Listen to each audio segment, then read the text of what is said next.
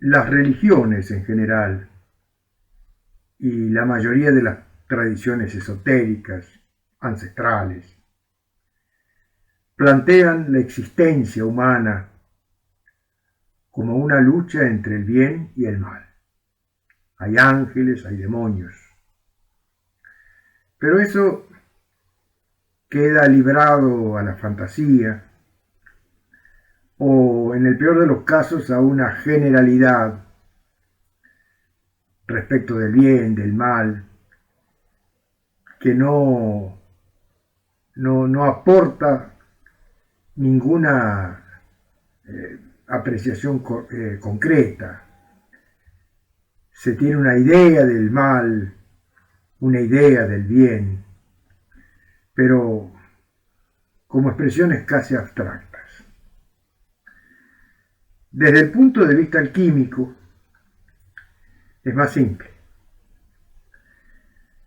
Hasta ahora, en lo que hemos venido desarrollando, queda clara la idea de que somos un impulso germinal, una promesa de ser que viene buscando ser desde inmemorables épocas, desde el origen de los tiempos. Nuestra identidad, nuestra individualidad, viene buscando el desarrollo pleno de su identidad hace innúmeras reencarnaciones. Esa promesa de ser que en cada encarnación busca ser, llegar a ser. Bueno, ese impulso germinal, que es, en una última análisis, la propia evolución. La vida es la ley de la evolución. Es el principio básico que sustenta el impulso germinal de todo lo que vive y que sin dudas apuesta a la maduración de las cosas. Ya desde este punto de vista podemos extraer una idea más clara de lo que es el bien y de lo que es el mal. Haciendo una gran síntesis, pero puntual, podemos decir que el mal es todo aquello que impide a nuestra promesa de ser llegar a ser. El bien está implícito en ese impulso germinal, en esa voluntad de llegar a ser.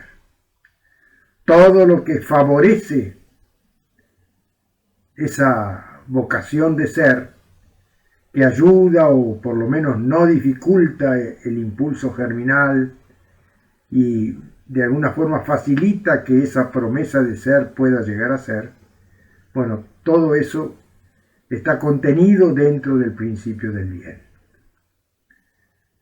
Y ya queda claro que lo que impide que esa promesa de ser llegue a ser, está implícito ahí la filosofía del mal. Ahora, esto no es una cuestión del infierno y del cielo como lo pintan las religiones, ¿no? Algo que está fuera de nosotros. El mal, cuidado, hay que cuidarse de que el mal no nos haga mal. O hay que ser buenos para hacer el bien, o estar siempre del lado del bien como si el bien fuese también una virtud externa. En realidad, esas dos fuerzas antagónicas cohabitan dentro de nosotros. Ya inducimos en la charla anterior, que nuestra propia memoria sensorial, que nos da un poco esa idea de que somos por lo menos lo que se destila de esa historia, que ya dijimos es mal contada, bueno, pero en esa memoria sensorial, en la que se destaca esa historia mal contada y en la que nos referimos o nos identificamos para definirnos como persona, bueno, en esa memoria sensorial está ese lado que el ego propicia y que el ego hace posible su acceso consciente a nuestra individualidad, a nuestra personalidad. También existe la otra camada más profunda y más sutil, que es el impulso germinal, la promesa de ser que quiere llegar a ser. O sea que el bien y el mal son fuerzas antagónicas que luchan dentro de nuestro propio mundo interior. La alquimia hace posible que esa lucha entre el bien y el mal se revele, se haga perceptible, con lo que se genera o se crea la posibilidad de trabajar sobre el mal para que puedan prevalecer principios del bien. Esa es la metáfora, la famosa metáfora alquímica de transmutar o transformar el plomo en oro. Eso, en términos prácticos, debe desarrollarse en el laboratorio alquímico, que es el escenario de nuestra propia vida cotidiana. Allí es donde las pruebas se presentan, allí es donde la vida misma nos plantea las pruebas y ahí está la lucha. Ahí está el ser queriendo llegar a ser, o se da la oportunidad de que el ser pueda llegar a ser, pero el ego ya profundamente enraizado en nuestra psique estará siempre ahí en primer lugar, en la primera fila de su teatro, para tratar de impedir o de boicotear ese impulso germinal. Esto no es una fatalidad, es una realidad que se hace perceptible a nuestra conciencia, lo que nos da la oportunidad de trabajar en esa tarea alquímica de transformar el plomo en oro. Esto ya nos pone ante una definición importante asociada al principio de la espiritualidad. También muy mal comprendida por la sabiduría popular. Esa idea de que la espiritualidad es algo o ritualístico o asociada a las religiones dogmáticas, a los dogmas. Bueno, la alquimia nos plantea que el templo fundamental para buscar a Dios está dentro de nosotros. El milagro de la vida, la promesa de ser que somos. Ese laboratorio alquímico en la que esa búsqueda del ser es posible, es la verdulería de Doña Rosa. Ahí es donde nos prueba la vida, con ese lenguaje corriquero, cotidiano, hasta vulgar. No es necesario un refinamiento espiritual en el verbo para dialogar con Dios. dentro de nosotros. Tal vez el verbo más apropiado sea el silencio, acompañado de comprensión. Habrá la oportunidad siempre en el escenario de la vida cotidiana de trascender algún conflicto existencial que se presenta en la dialéctica, en el diálogo que estamos llevando adelante.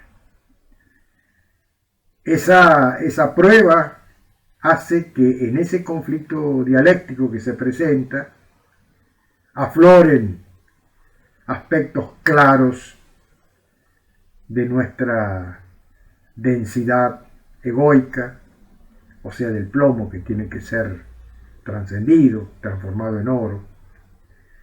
Y ahí es donde, al hacer visible esos rasgos que normalmente operan de forma o instintiva, reactiva, o simplemente escondidos, camuflados, a veces hasta disfrazados de virtudes, cuando estamos en estado de alerta alquímica, tenemos una curiosidad natural por descubrir esos demonios, vamos a ponerlo entre comillas, que nos acosan desde adentro, impidiendo el advenimiento de nuestro Dios interior, de nuestro ser interior profundo en la vida cotidiana.